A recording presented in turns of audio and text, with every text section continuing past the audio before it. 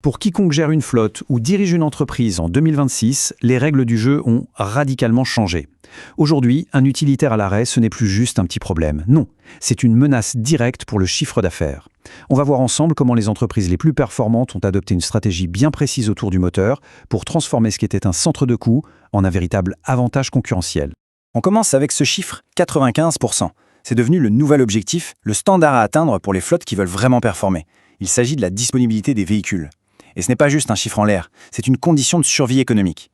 Mais alors comment on atteint un tel niveau? Et qu'est-ce que ça implique concrètement? Pour bien comprendre, on va suivre un parcours en 5 étapes. D'abord, on va poser le vrai problème de la disponibilité. Puis, on analysera 2 erreurs classiques qui coûtent une fortune.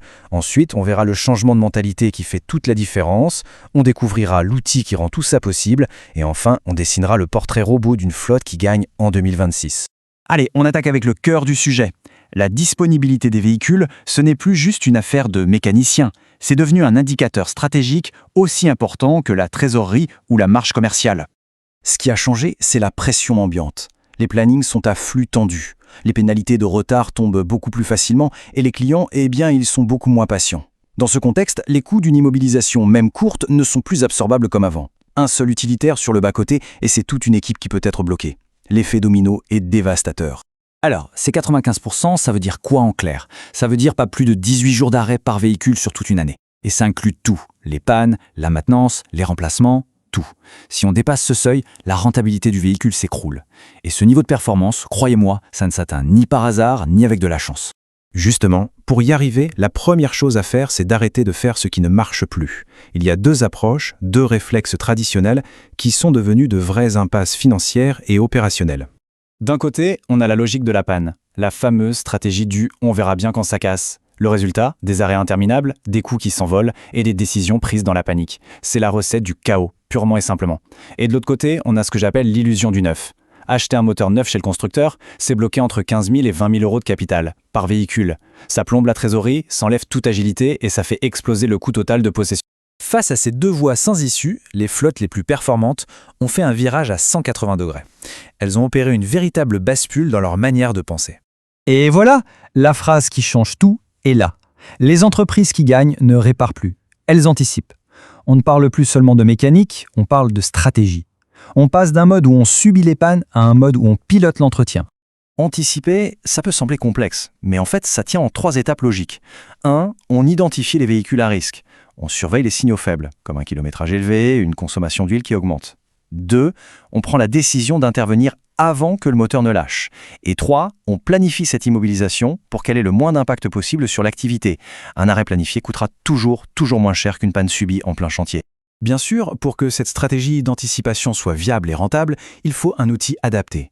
Et cet outil, c'est le moteur reconditionné. C'est devenu la solution standard pour les flottes modernes qui veulent maîtriser à la fois leurs coûts et leur fiabilité, surtout sur des véhicules aussi essentiels que le Renault Master 3. Ce graphique parle de lui-même. Un moteur neuf, c'est en moyenne 15 000 euros. Un moteur reconditionné par un vrai spécialiste comme France Moteurs Utilitaires, on est autour de 3 500 euros. Faites le calcul. Pour un seul véhicule, c'est plus de 10 000 euros de trésorerie qui ne sont pas immobilisés. À l'échelle d'une flotte, l'impact financier est juste colossal. Mais attention, le piège serait de ne voir que le prix. Le point le plus important, c'est la fiabilité maîtrisée. Un moteur reconditionné 0 km, ce n'est pas un moteur d'occasion récupéré à la casse. Non, sa mécanique est entièrement inspectée et remise à zéro. Toutes les pièces d'usure sont remplacées. Le résultat, c'est une fiabilité qu'on peut prévoir et qui est la même sur tout le parc. En plus, il est livré complet, prêt à être monté, ce qui réduit le temps au garage. Et la garantie, qui va jusqu'à 12 mois chez France Moteurs Utilitaires, vient sécuriser complètement l'investissement. Alors, une fois qu'on a mis en place cette approche, qu'est-ce que ça donne? Eh bien, la maintenance n'est plus un fardeau, un centre de coûts qu'on subit, elle devient un levier de performance, un véritable avantage sur la concurrence. Ce tableau résume parfaitement les 2 mondes. D'un côté, la flotte subit, en mode réactif, une disponibilité faible totalement imprévisible, des coûts qui partent dans tous les sens, des crises à gérer en permanence et une image client qui se dégrade. Et de l'autre, la flotte pilotée. On passe à plus de 95% de disponibilité maîtrisée, un coût total de possession qui est réduit et surtout prévisible. La gestion se fait dans la sérénité et ça renforce la confiance des clients. La prévisibilité devient le vrai moteur de la rentabilité. Et c'est là qu'on comprend que le choix du partenaire est absolument stratégique. En standardisant sa flotte avec le numéro 1 français du moteur reconditionné pour utilitaire, France Moteurs Utilitaires, qui est le grand spécialiste du Renault Master 3, On ne fait pas que réparer un véhicule, non. On structure tout un parc pour qu'il soit plus performant. On transforme un centre de coût en avantage concurrentiel. Cette phrase, elle résume tout. Dans les secteurs ultra compétitifs, comme le BTP, la différence entre une entreprise qui survit et une qui prospère, elle se joue là-dessus, sur la fiabilité opérationnelle.